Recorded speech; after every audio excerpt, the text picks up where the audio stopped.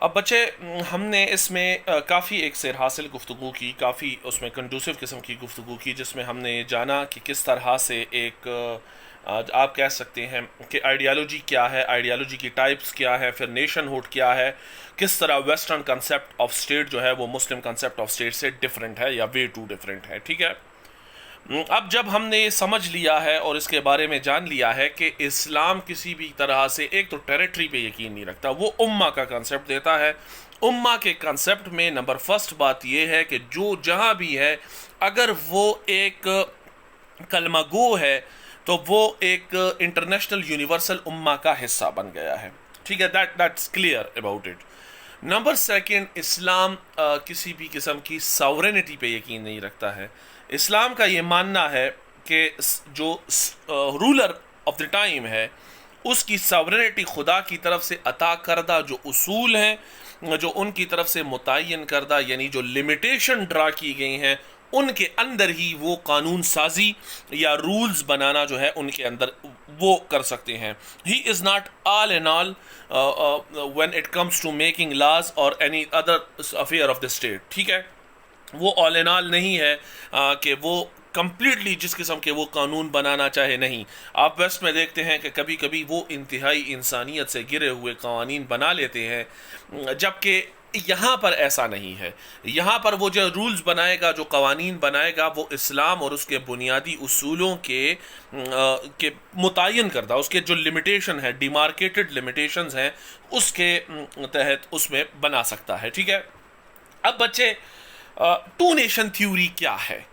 To nation theory बुनियादी तौर पर अगर हम कायद आज़म के इरशादात और उनके जो कोटेशंस हैं उनको फॉलो करें, उन्होंने कहा कि जिस दिन बरसगीर यानी सब कॉन्टिनेंट में फर्स्ट बंदा मुसलमान हो गया ना, हिंदू से मुसलमान हो गया, वो उस कौम का, उस हिंदू कौम का, उस मुकामी एरिया का इंडिविजुअल पार्टिसिपेंट नहीं रहा, बल्कि वो यूनिवर्सली रिकॉग्नाइज्ड मुस्लिम ब्रदरहुड जो है और यूनिवर्सली रिकॉग्नाइज्ड मुस्लिम उम्मा का मेंबर बन गया। That's it, that's quite simple.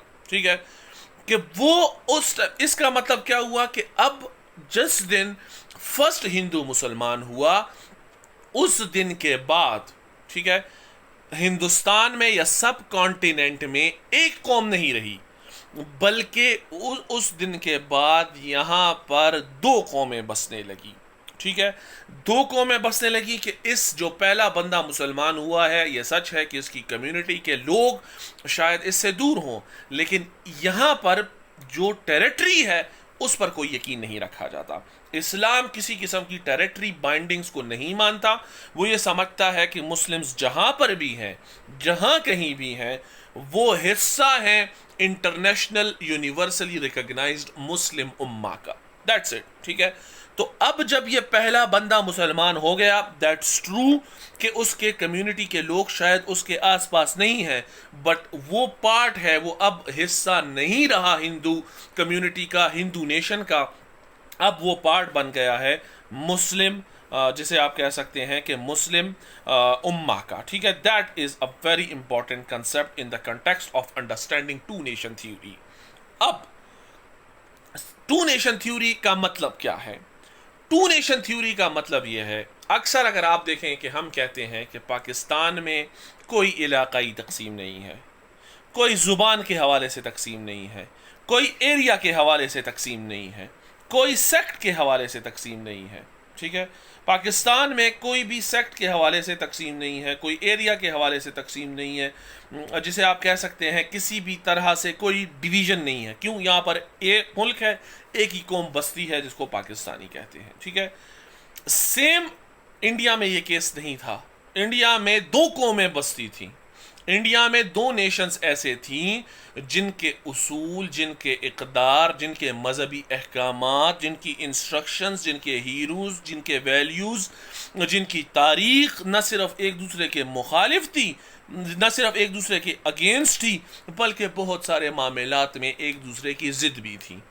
यानी एक का हीरो दूसरे का विलन है, एक का तारीखी दौर, शानदार दौर, दूसरे के लिए तारीख दौर के तौर पर रहा है। ठीक है, तो लिहाजा जब एक कौम ऐसी हो, एक नेशन ऐसी हो, जहाँ एक इलाका ऐसा हो जहाँ पर दो नेशंस बस रही हों और उनके इक़दार, उनके उसूल, उनके स्टेप्स जो हैं वो तकरीबन ज़िद हों एक दूसरे की, ठीक है, बहुत सारे मामलात में उनमें मुखालफत ना हो बल्कि उनके दरमियान ज़िद का अंसर पाया जाए, आप तब नहीं कह सकते कि यहां पर एक नेशन बसती है। Then is the question, it is out of the question कि यहां पर आप कहें कि एक इंडिविजुअल जो नेशन है वो बसती है। नहीं, अब यहां पर सेग्रीगेशन है, यहां पर डिफरेंसेस हैं, यहां पर जो है आप कह सकते हैं कि कंट्राडिक्शन है, अपोजिशन है। लिहाजा दो कौमें बसती हैं, उसकी वजह यह है कि अगर ये एक कौम होती तो इनके रिवाज एक होते, इनके उसूल एक होते, इनके मजहबी इबादतगाहें एक होती, इनके मजहबी अहकामात एक होते, या कोई 1920 का फ़र्क होता, इनके मजहबी, इनके हीरोज़ एक होते, इनके रहन सहन के तरीके, इनके खाने, ठीक है, ये जिन चीज़ों को हराम समझते हैं वो एक होते, जिन चीज़ों को हलाल समझते हैं वो एक होते, इनकी तारीख़ में इनका कामयाब और नाकाम दौर एक होता। लेकिन ऐसा नहीं है, ऐसा नहीं है। ऐसे ना होने की वजह क्या है? ऐसे ना होने की वजह सिर्फ एक है, और वो वजह ये है कि यहाँ पर एक से ज़्यादा कौमें बसती हैं। एक कौम जिसने 1000 ईयर्स तक माइनॉरिटी में रहने के बावजूद दो इंपॉर्टेंट वर्क्स किए हैं। एक, उसने मेजॉरिटी के रिलीजन को चेंज नहीं किया, मेजॉरिटी के रिलीजन को अल्टर नहीं किया। ये भी एक बहुत बड़ी रिलीजियस टॉलरेंस की मिसाल है, ठीक है। नंबर सेकंड, उन्होंने अपने आप को मेजॉरिटी के रिलीजन में जम यानी उसमें गुमनाम नहीं होने दिया, उसमें कंप्लीटली एब्जॉर्ब नहीं होने दिया, बल्कि उन्होंने अपनी सेग्रीगेटेड आइडेंटिटी जो है, उसकी सेग्रीगेटेड और डिफरेंशियल ओपिनियन, अपनी रिफ्लेक्शन जो है उसको मेंटेन रखा है। ये बहुत ज़्यादा इम्पॉर्टेंट है, that is very very important कि मुसलमान 1000 साल तक रहने के बावजूद उन्होंने रिलीजियस टॉलरेंस भी शो की है, उन्होंने मुस्लिम उम्मा जो है उसको मुस्लिम को जो कम्युनिटी है उसको सेग्रीगेटेड भी रखा है, लेकिन एट टाइम उन्होंने रिलीजियस टॉलरेंस भी दिखाई है, जिसकी वजह से वहाँ पर बसने वाली मेजॉरिटी को अपने मज़हब की मुताबिक अपने वर्क्स फंक्शंस परफॉर्म करने में कम्प्लीटली आज़ादी भी रही है, और किसी भी मौके पर उनको इस वजह से टारगेट नहीं किया गया कि उनका मज़हब जुदा है। That is very very important, ठीक है। अब आ जाते हैं कि ये जो सेग्रीगेटेड, ये जो टू नेशन थ्योरी थी, यही बुनियादी तौर पर बुनियाद है लफ्ज़ पाकिस्तान की, यही बुनियादी तौर पर बुनियाद है एक ऐसा अलहदा वतन पाने की जिसमें मुसलमान अपने मजहबी अहकामात और खुदा और रसूल के इंस्ट्रक्शंस के मुताबिक आज़ादाना तौर पर उनको फॉलो और प्रैक्टिस भी कर सकें और उसके मुताबिक ज़िंदगी भी गुजार सकें। Now that is very simple कि ये जो हमारी सेपरेट आइडेंटिटी है, ठीक है, और ये जो हमने इनको रिलीजियस टॉलरेंस दी थी 1000 साल तक, तभी तो मेजॉरिटी का रिलीजन माइनॉरिटी में चेंज नहीं हुआ है, ठीक है, तभी तो मेजॉरिटी का रिलीजन अब भी हिंदू मत था। इसका मतलब है कि उनको फोर्सफुली कन्वर्जन नहीं दी गई, उनको सिर्फ जिंदा रहने के बदले उनसे मज़हब नहीं चेंज करवाया गया। लेकिन अब के हालात चेंज हो रहे थे। जब मुसलमानों से इक़्तिदार गया तो हिंदुओं ने सिर्फ अपने अददी न्यूमेरिकल यानी सिर्फ नंबर ज़्यादा होने की वजह से मुसलमानों को परसिक्यूट करना शुरू कर दिया। विदाउट लॉ उनके लिए प्रॉब्लम्स क्रिएट करनी शुरू कर दी, उनके लिए मसाइल ज़्यादा करने शुरू कर दिए, और संगठन जैसी तहरीकें शुरू हुई जिसमें यह कहा गया कि वो लोग जिनके आबाओ अजदाद कभी मुस्लिम कभी हिंदू रहे हैं और वो तारीख़ के किसी धारे में किसी टाइम उन्होंने अपना मज़हब चेंज किया है और इस्लाम जो कि आफाकी मज़हब है उसको फॉलो किया है, उनको वापस लाया जाए, उनको चेंज किया जाए, उनको हिंदू मत की तरफ लाया जाए, वापस लाया जाए। इसके लिए संगठन जैसी तहरीकें शुरू की गई। फिर इस दौरान RSS राष्ट्रीय स्वयं सेवक संघ जैसी तहरीकें भी शुरू की गई, जिसके मोदी लाइफ टाइम मेंबर हैं, और ये बीजेपी का जिसे आप कह सकते हैं कि ब्रीडिंग ग्राउंड्स हैं। इनिशियली इनको यहाँ से जो है वर्क फोर्स और कंपेन की सूरत में फोर्स जो है वो अवेलेबल होती है। ठीक है, इसकी जो बीजेपी के जितने टॉप की लीडरशिप है वो इसके लाइफ टाइम मेंबर्स हैं। ठीक है, आर यू गेटिंग मी बच्चे? अब ये इस तरह की तहरीकें शुरू की गई। फिर कुछ अरसे तक इसके जो इब्तिदाई तौर पर बानी थे सर सैयद अहमद खान, जिन्होंने ये रियलाइज़ करवाया, एक दो चीज़ें उन्होंने मुस्लिम्स को रियलाइज़ करवाई। एक ये कि भाई आपके जो डाउनफॉल की वजूहात है ना, उसमें आपका मॉडर्न उलूम जो कंटेम्प्रेरी नॉलेज है, ख्वाह वो साइंस है, ख्वाह वो मेडिकल है, ख्वाह फिजिकल साइंस है, केमिकल साइंस है, मेडिकल है, वॉर वेपन्स की साइंसेज हैं, डिफेंस रिलेटेड चीज़ें हैं, जो भी हैं, ठीक है, प्लानिंग है, इंफ्रास्ट्रक्चर है, इंडस्ट्रियलाइजेशन है, इसकी कमी का होना है। एक तो उन्होंने ये रियलाइज करवाया कि आप जब तक खुद को कंटेम्पररी नॉलेज में दूसरी नेशंस के हम पल्ला नहीं करेंगे, you will be not able to grade yourself or uplift yourself from the degraded or stagnant position or quagmire। ये जो दलदल में आप नाकामियों के और बैकवर्डनेस के फंसे हुए हैं, इससे आपके पास निकलने के लिए सिर्फ एक ही जरिया है, और वो ये है कि आप खुद को कंटेम्प्रेरी नॉलेज की तरफ आगे लाएं। ठीक है, that is important. Number second, शुरू में कायदे जो सर सैयद अहमद खान है वो हिंदू मुस्लिम यूनिटी के हक में थे, और वो इवन हिंदुस्तान को दुल्हन कहते थे, और कहते थे कि मुस्लिम्स और हिंदूज जो है ये उसकी दो आंखों की तरह है। ठीक है, लिहाजा इनमें से किसी एक की भी एक मिनट बच्चे, एहसन, ओके बेटा, मैं आपको अनम्यूट कर दिया। जी बच्चे, जी बेटा, आपको मैंने अनम्यूट कर दिया। एहसन, जी बेटा, क्वेश्चन है कोई? अच्छा बच्चे, आपकी तरफ से अनम्यूट का वो आया था। ओके बच्चे, मैं आपको म्यूट करता हूँ। आवाज़ सही आ रही है? ओके बेटा, ओके। अच्छा, अब बेटा इसमें जो सब उन्होंने शुरू में इतने उसमें जिसे कहते हैं सिंबॉलिकल रिप्रेजेंटेशन दी, और ये कहा कि इनमें से किसी एक की भी एब्सेंस जो है वो हिंदुस्तान के लिए बुरा होगा। लेकिन खासकर जब 1867 में ये उर्दू हिंदी कंट्रोवर्सी हुई, और इन्होंने हिंदी उर्दू की तरह ही है, सिर्फ उसको लिखा जाने की वजह से उन्होंने अरबी से चेंज करके उसको संस्कृत स्क्रिप्ट में किया, जो हिंदुओं के लिए मुक़द्दस ज़ुबान है, और उसको चेंज करने की बुनियादी वजह इनकी अरबी से नफ़रत है। ठीक है, तो इन्होंने सिर्फ इस वजह से उर्दू की मुखालफत शुरू कर दी कि ये मुसलमानों के दौर में पली है। हालांकि उसमें बहुत सारे लैंग्वेज जो मुकामी हैं, उन लैंग्वेजेस में जो नेटिव लैंग्वेजेस हैं, उनकी जो उसमें आमेज़श है, उनकी जो कंट्रीब्यूशन है वो ज़्यादा है। ठीक है, दैट इज़ वेरी इंपॉर्टेंट। तो इसके बाद फिर सर सैयद अहमद खान जैसा बंदा भी उसने ये कहना शुरू कर दिया कि नहीं भाई, मुस्लिम्स और हिंदूज जो है ये दो अलग कौमें हैं, जिनका एक मुल्क में रहना ऑलमोस्ट इम्पॉसिबल है। ठीक है, क्यों? कंटिन्यूसली परपिचुअली हिंदू जो हैं वो सिर्फ तादाद में ज़्यादा होने की वजह से इनको मसाइल में लाएंगे, इनके लिए प्रॉब्लम्स क्रिएट करेंगे, इनके लिए इश्यूज क्रिएट करेंगे, और इनको परसिक्यूट करेंगे, जिसकी वजह से इनको मसाइल का सामना जो है वो करना पड़ेगा। ठीक है, दैट इज़ वेरी इंपॉर्टेंट।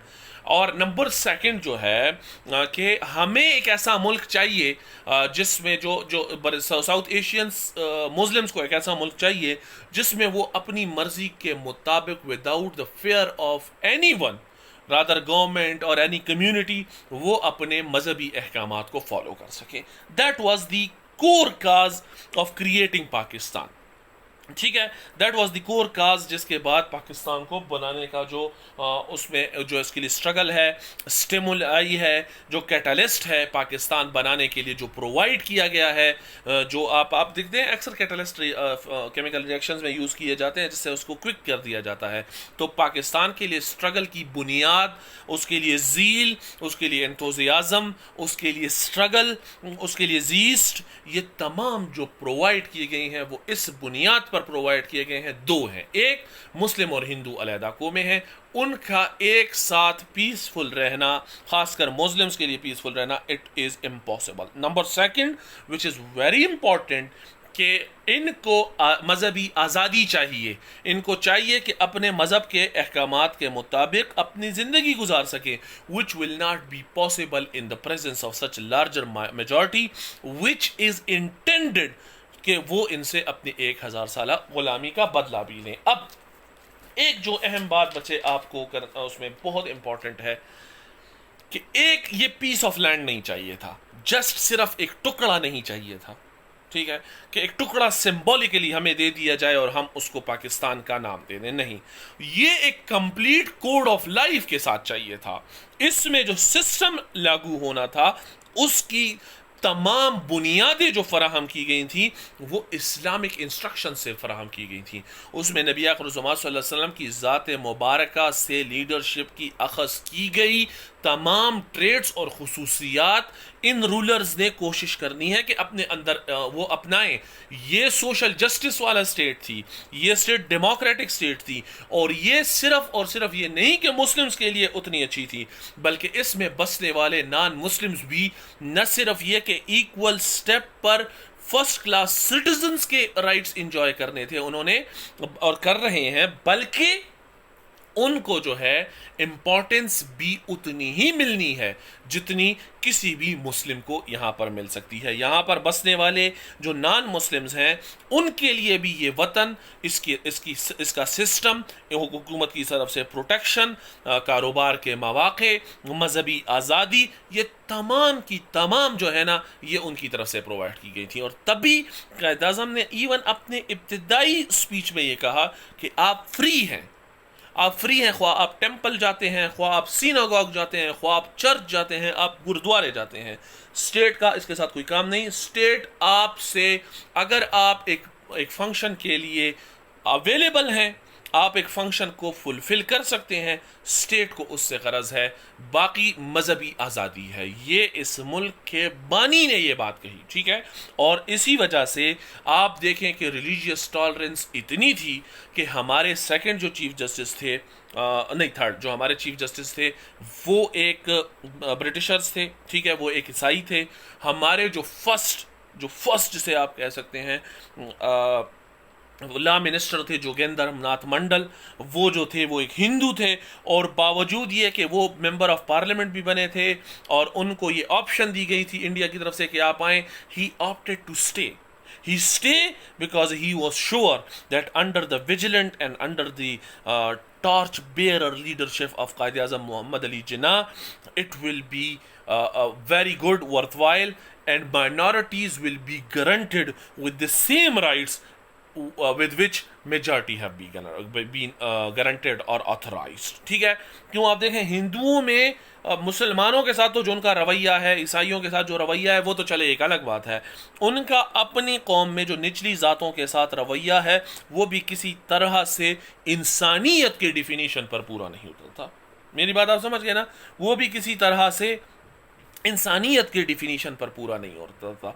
तो लिहाजा आप कह सकते हैं कि ये लैंड सिर्फ मुस्लिम्स के लिए नहीं था, बल्कि इसमें नेटिव, यहाँ जो इलाका उनको मिलना था उसमें बसने वाले मुस्लिम्स भी उतने ही, नॉन मुस्लिम्स भी, माइनॉरिटीज़ जो थी वो भी उतनी ही इक्वली इसको हासिल करने में हक बजानिब थी, इक्वली इसको पाने में हक बजानिब थी। यहाँ पर उनको मजहबी आज़ादी थी, इकोनॉमिक आज़ादी थी, रिलीजियस सोशल आज़ादी थी, कल्चरल आज़ादी थी, पॉलिटिकल राइट्स उनको तमाम इंश्योर्ड किए गए थे।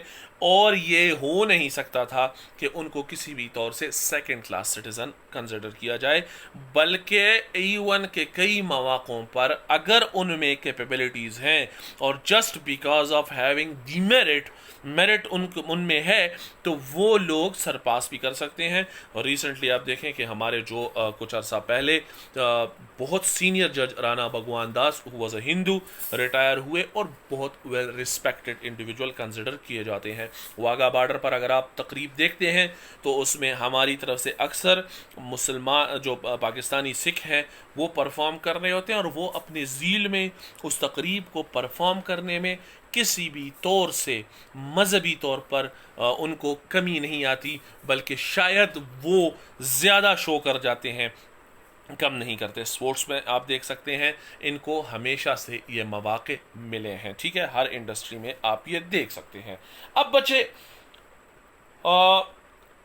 उस टाइम इवन कि मैं आपको बताऊं कि इतना जिसे आप कह सकते हैं कि पाकिस्तान इतना प्रॉमिसिंग लैंड था, और जो अब भी है, और उसमें कमियां कोताहियां जो हैं वो पूरी भी हो रही हैं। हमारी एक सिविल सोसाइटी है जो इस कमियों कोताहियों को पूरा भी कर रही है। आप देखें कि इतना उसमें कि 17% हमारी पॉपुलेशन जो थी वो नॉन मुस्लिम्स पर मुश्तमिल थी, ठीक है। अब भी हमारे पास हैवी पॉपुलेशन है उनकी, और वो फुली फुली, हम इंडिविजुअल एक्ट्स का नहीं कहते, इंडिविजुअल एक्ट्स गलत होती रहती हैं, वो हर जगह हो सकती हैं, इंडिविजुअल की सोच गलत हो सकती है, मुल्की लेवल पर उनको कभी भी जिसे कह सकते हैं टारगेट बनाकर, या सिर्फ उनकी मज़हब की बुनियाद पर उनको टारगेट बनाकर परसिक्यूट नहीं किया गया, बल्कि वो डायरेक्टली फर्स्ट क्लास सिटीजन्स हैं, ठीक है। जिस तरह अभी इंडिया में बहुत सारे लॉज पास हुए हैं जिसमें उनको अपने आबाओ अजदाद साबित करने हैं कि हमारे आबाओ अजदाद से हम यहाँ पर रह रहे हैं, 3 नस्लें साबित करनी हैं, ठीक है। उसके तहत इवन ये तो छोड़ें कि मुस्लिम्स उसमें से सेग्रीगेट हो गए, बहुत सारे हिंदू जो हैं वो भी अब शायद हिंदू जो इंडिया है उसका पार्ट नहीं रहे, ठीक है। अच्छा बचे बचे ये जॉनी सिंस जो भी है, मैं इसको नहीं अलाउ कर रहा, क्योंकि इसको ये चले, मैं इसको आज तो अलाउ कर लेता हूँ। ओके, अब पाकिस्तान आइडियोलॉजी के कंपोनेंट्स कौन से हैं, इसके हिस्से कौन से हैं, ठीक है, क्या क्या चीज़ें हैं जो इसमें इंक्लूडेड हैं, ठीक है। अब नंबर फर्स्ट जो है उसमें जो सबसे इंपॉर्टेंट चीज़ है वो है लफ्ज़ इस्लाम, ठीक है। यानी पाकिस्तान आइडियोलॉजी, बच्चे ये जॉनी सिंस और Huawei Y7 prime 2009, I have allowed you today, ठीक है। आप कल जो है अब बाकायदा बच्चे अपने नेम के साथ, अगर कोई आपको इशू है या नेम चूँकि नई ऐप है, आप शायद नई पहली दफ़ा यूज़ कर रहे हैं या अभी न्यू है रिलेटिवली, तो मुझे आप बता दें, मैं आपको तरीका बता दूंगा। इसके साथ आपने नेम्स जो हैं वो सही लिखने हैं, ठीक है। आई विल नॉट अलाउ, मैं नेक्स्ट जो भी क्लास होगी उसमें आपको फिर अलाउ नहीं करूँगा, ठीक है। अच्छा बचे, नंबर फर्स्ट जो हिस्से हैं जिनसे मिलकर इस्लामिक आइडियोलॉजी बनती है या पाकिस्तान की आइडियोलॉजी बनी है, वो नंबर फर्स्ट उसका है इस्लाम, मज़हब इस्लाम। और मज़हब इस्लाम सिर्फ इबादात की मद में नहीं, बल्कि मज़हब इस्लाम एक कंप्लीट कोड ऑफ लाइफ की मद में, मज़हब इस्लाम एक मुकम्मल ज़ाब्ता हयात की मद में, जिसमें इकोनॉमिक सिस्टम भी दिया गया है, जिसमें पॉलिटिकल सिस्टम भी दिया गया है, जिसमें माशरती मसाइल से निमटना भी दिया गया है, जिसमें डिफेंस को भी कवर किया गया है, और जिसमें बहुत सारे दो लोगों के दरमियान मामलात जस्टिस की बुनियाद पर हल करने का कंप्लीट सिस्टम भी दिया गया है, जिसमें विरासत का भी कानून है, और जिसमें और ममालिक के साथ ताल्लुकात और फॉरेन पॉलिसी की मद में जो चीज़ें आपने डेवलप करनी है उसके लिए भी गाइडलाइंस मौजूद हैं। इवन के जंगी कैदियों के साथ सलूक को अभी 1948 में यूएन ने रिकॉग्नाइज किया होगा, जबकि 1400 साल पहले नबी आखिर-उज़्ज़मा सल्लल्लाहु अलैहि वसल्लम ने इनके साथ तरीक़ेकार बता दिया था, ठीक है। ये बहुत इंपॉर्टेंट है। अच्छा, अब बच्चे इसमें जो सबसे पहले है वो इस्लाम है, इस्लाम इसकी बुनियाद है। शायद मुसलमान जो यहाँ रहते थे और बहुत सारे मुकामी लोग जो किसी ज़माने में मुसलमान हो गए थे, उनकी रंग, उनके आदात, ठीक है, और ज़ुबान, ठीक है, रहन सहन के तरीके, वो भी मुकामी हिंदुओं से बहुत हद तक मिल रहे हों, ठीक है। शायद उनकी ज़ुबान उनसे मिल रहे हो, शायद उनके शायर एक हों, उनके पोइट्स एक हों, उनकी लिटरेचर में कंट्रीब्यूशन एक हो, लेकिन एक लफ्ज़, एक कलमा, एक अकीदा, एक बिलीफ, एक जिसे कहते हैं एक वे ऑफ प्रैक्टिसिंग लाइफ उनको जुदा करती थी, वो इस्लाम है, ठीक है। तो उनके, अगर मैं अब आपको बताऊं, इंडियन साइड पे जो पंजाब है और पाकिस्तानी साइड पे जो पंजाब है, इनके यानी सब इनके जो जोक्स हैं, इनके जो पोइट्री है, इनके जो हीरोज़ हैं, इनके तकरीबन जो अच्छे रोमांटिक किस्से हैं इनके, वो सब एक हैं, ठीक है। इनके एग्रीकल्चर का स्टाइल एक है, इनके खाने पीने का स्टाइल एक है, सॉन्ग्स एक हैं, बट उनके दरमियान फ़र्क सिर्फ़ और सिर्फ जो है वो है इस्लाम का, बिलीफ का, अक़ीदे का, फॉलोइंग का, ठीक है, वो फ़र्क है। वो इम्पॉर्टेंट है कि अगर सिग्रीगेटेड हुए हैं, अगर पाकिस्तान की तरफ स्ट्रगल बनी है, अगर नया मुल्क हासिल करने की कोशिशें शुरू हुई हैं, उन कोशिशों के पीछे कुछ और नहीं है सिवाय इस बात के कि वो एक अलहदा मज़हब को मानने वाले थे और उस मज़हब की बुनियाद पर उन्होंने अपने लिए एक अलहदा मुल्क का मुतालबा किया है। That's it. ये सबसे इम्पॉर्टेंट चीज़ है कि इसको अप्लाई करना चाहिए, ठीक है। कि वो कह रहे हैं तो नंबर फर्स्ट जो आइडियालॉजी ऑफ पाकिस्तान है उसको गाइड करने के लिए जो नंबर फर्स्ट फोर्स है वो है इस्लाम, मज़हब। और इसी वजह से कायद-ए-आज़म ने उन्होंने फरमाया है, fundamentally an Islamic state authority rest with almighty Allah. West में ये कंसेप्ट है, मैंने आपको बता दिया कि वो ये कहते हैं कि सॉवरेनिटी रेस्ट विद गवर्नमेंट। जो ला बनाना चाहे, चाहे वो कितना बेहुदा ला क्यों ना हो, चाहे वो इंसानियत के साथ शायद तजलील के ज़ुमरे में क्यों ना आए, ख्वाह वो किसी कम्युनिटी, किसी एक कौम जिस पर वो काबिज़ हैं उनको कितना ही नुकसान पहुंचाने वाला क्यों ना हो, नहीं, इस्लाम ये नहीं कहता। इस्लाम ये कहता है कि जो रूलर है उसको जो आज़ादी मिली है रूल करने की वो बहुत बाइंडिंग है, ठीक है, उसमें उसे पूछा जाएगा और कुरान और सुन्ना के बुनियाद वो उसका कोई भी इक़दाम, उसका कोई भी एक्ट कुरान और सुन्ना के अगेंस्ट नहीं हो सकता, किसी भी सूरत में कुरान और सुन्ना के अगेंस्ट नहीं हो सकता। और तभी इन्होंने कहा कि अथॉरिटी रेस्ट विद अल्लाह। इस्लाम में बुनियादी तौर पर जो रियल पावर है, जो अलमाइटी, वो अलमाइटी के पास है, ठीक है। और इस्लाम का जो वर्किंग सिस्टम है, जो उसके गवर्नमेंट का सिस्टम है, वो कुरान और उसके मुतय्यन करदा उसूलों के मुताबिक है, उसमें किसी तौर से आप कंट्रोडिक्टरी नहीं हो सकते, ठीक है। उसके इस्लामिक स्टेट में उसका सरबराह, ठीक है, कोई पार्लियामेंट, कोई इंस्टीट्यूशन, कोई इदारा, कोई शख्सियत, कोई लीडर, ठीक है, कोई पार्टी, कोई कौम, कोई एक ख़ास आलिम, कोई मजहबी तौर पर रहनुमा, कोई सियासी रहनुमा किसी भी तौर से कुरान और सुन्ना, खुदा और रसूल के अहकामात के अगेंस्ट नहीं जा सकती। उनके एक्ट्स जो हैं वो कुरान और सुन्ना के अहकामात के अगेंस्ट नहीं आ सकते, बल्कि कुरान की जो उनको अहकामात हैं कुरान की, उसके मुताबिक उनको ज़िंदगी गुजारने का हक है, ठीक है।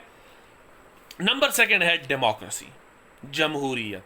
जमहूरियत दूसरी इसकी असास है कि जिसके तहत मुसलमानों को जिन इलाकों में उनकी अक्सरियत है उन एरियाज़ में उनको गवर्नमेंट बनाने का इख्तियार दिया जाए, उन इलाकों में उनके पास गवर्नमेंट बनाने का इख्तियार हो, ठीक है। इसमें किसी भी तौर से उनको इस पर कोई कंप्रोमाइज़ नहीं हो सकता, इस पर कोई जैसे आप कह सकते हैं कि लिमिटेशंस नहीं अप्लाई की जा सकती।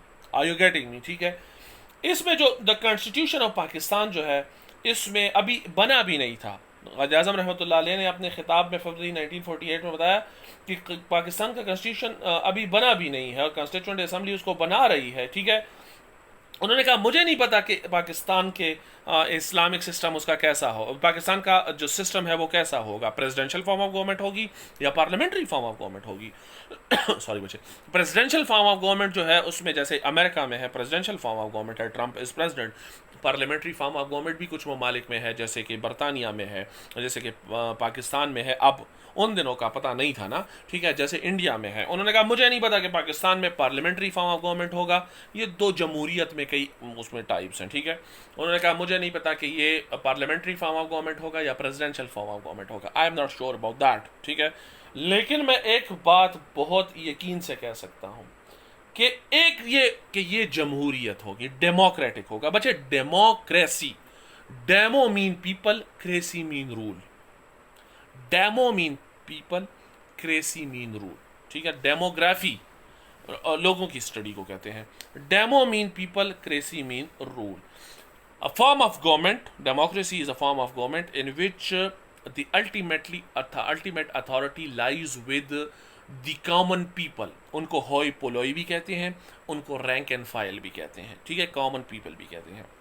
उनका वोट जिसको मिले, जिसको वो मुंतखब करें, वो अल्टीमेटली अथॉरिटी होंगे और वो उधर हुकूमत करेंगे, ठीक है। इसमें बहुत इम्पॉर्टेंट ये है कि डेमोक्रेसी में मतलब है कि डेमो मतलब लोग, क्रेसी मतलब government. Democracy is a form of government in which common people decide who will gonna to rule or who will have the authority, the ultimate authority, ठीक है। एक उन्होंने कहा कि एक तो ये डेमोक्रेसी होगा, ठीक है, और दूसरा ये कि इसके जो एसेंशियल प्रिंसिपल्स होंगे, ठीक है, जो इसके बेसिक प्रिंसिपल्स होंगे वो इस्लाम के मुतय्यन करदा उसूलों के मुताबिक होंगे, और वो एक्चुअल लाइफ में नबी आखिरुज़्ज़मान सल्लल्लाहु अलैहि वसल्लम ने 1300 साल पहले बता दिए थे। फरवरी 1948 में कायद आज़म ने जब ये बात कही तो उन्होंने कहा कि 1300 साल पहले उन्होंने बता दिए थे, और वो रियासत मदीना के तहत उन्होंने मुशावरत से काम करने की सूरत में जमहूरियत के बुनियादी उसूल बता दिए थे। ओके बेटा, लेट्स फिनिश दिस ऑफ। हम इसको अब ख़त्म कर देते हैं, ठीक है। क्यों बच्चे साउंड, मैं बेटा उसको रिकॉर्ड भी कर रहा हूँ, ठीक है। और बिलाल इम्तियाज़ बच्चे मैं इसको रिकॉर्ड भी कर रहा हूँ, तो कोई इशू नहीं होगा। अब आप लोगों का कोई अगर क्वेश्चन है तो मुझसे पूछ लें। कोई हैंड रेज कर दें या मैसेज करके मुझे बता दें, मैं उनको फिर अनम्यूट कर देता हूँ। बच्चे जॉनी एस और हवाई Y7 प्राइम 2019, मैं आपको दोबारा बता रहा हूँ कि अगली क्लास में आप लोग विद नेम आएंगे, ठीक है, विद सेक्शन। एनी क्वेश्चन बच्चे?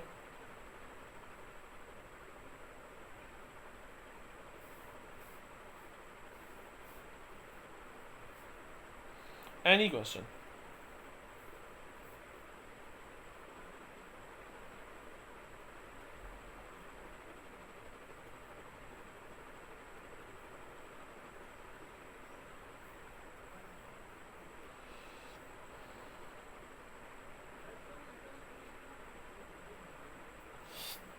बच्चे जॉनी एस आपने शायद लेट ज्वाइन किया हो इस वजह से, ठीक है। आप कोशिश करें तो आ जाएगी फिर समझ। कोई रेलेवेंट क्वेश्चन है बच्चों? मैं इररेलेवेंट चीज़ों के लिए यहाँ नहीं बैठा हुआ, ठीक है। आपका कोई रेलेवेंट क्वेश्चन है तो पूछ लें, इंशाल्लाह बच्चों। ओके बेटा, इट सीन्स के किसी का कोई क्वेश्चन नहीं है, ठीक है। क्लास बच्चे इंशाल्लाह मिस अप नहीं होगी। आई हैव अरेंज अल्टरनेटिव, ठीक है। कंपोनेंट्स को कल हम नेक्स्ट कोर्स में कवर करेंगे फिर इंशाल्लाह, और फिर उसके बाद हम कोशिश करेंगे कि मुस्लिम एफर्ट्स के आउटकम क्या था।